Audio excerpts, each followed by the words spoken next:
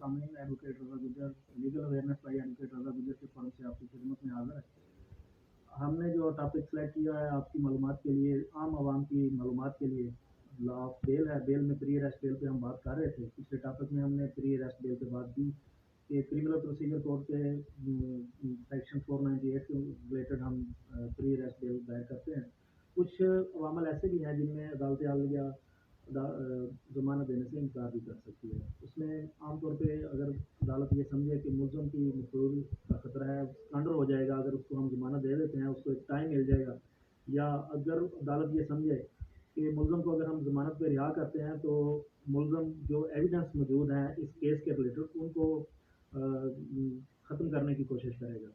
इसके अलावा अगर ये समझें कि ये एक ऑलरेडी रिकॉर्ड याफ्ता मुलज़म है और अगर इसको रिहा किया गया तो ये सेम ऑफेंस रिपीट करेगा, तो ऐसे अवामल के मौजूदगी में अदालत की ये डिस्क्रिशन है कि अगर वो चाहे तो उसकी ज़मानत को खारिज कर सकती है, उसके गिरफ्तारी का आर्डर जारी कर सकती है।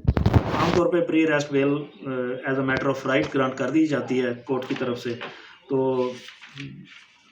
अगर कोई ख़तून हो, उससे कोई ऐसा ऑफेंस कमिट हो जाए तो कोर्ट उसको देखते हुए ज़मानत उसकी एक्सेप्ट कर लेती है।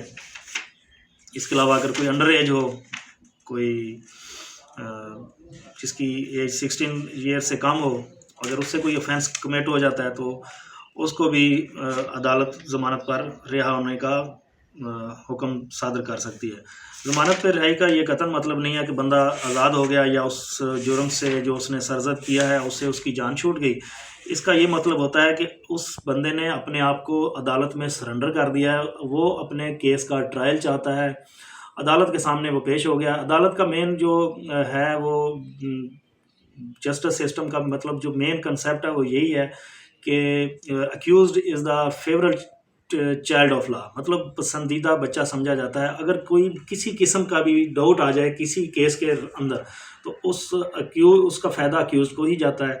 बेनिफिट ऑफ डाउट हमेशा जो है वो अक्यूज़ की फेवर में जाएगा।